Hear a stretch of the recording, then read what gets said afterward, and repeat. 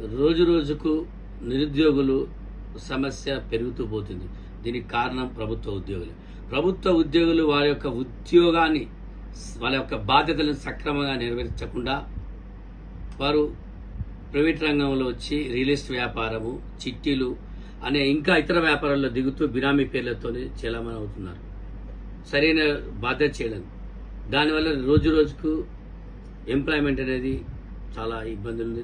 తక్షణమే మరి ప్రభుత్వం, సీఎం గారు కానీ సిఎస్ గారు స్పందించి ఎవరైతే ప్రభుత్వ ఉద్యోగ బాధ్యతలు సరిగా నిర్వర్తించారో కేంద్రాలు, మండల కేంద్రాల్లో బయోమెట్రిక్ యంత్రాలను పెట్టి ఆ కొంతమంది, అందరూ కాదు, కొంతమంది ఉద్యోగులు వారిపైన తక్షణమే సీఎం గారు, సిఎస్ గారు చర్యలు తీసుకోవాలని నేను మన కాంగ్రెస్ ప్రభుత్వాన్ని కోరుతున్నాను.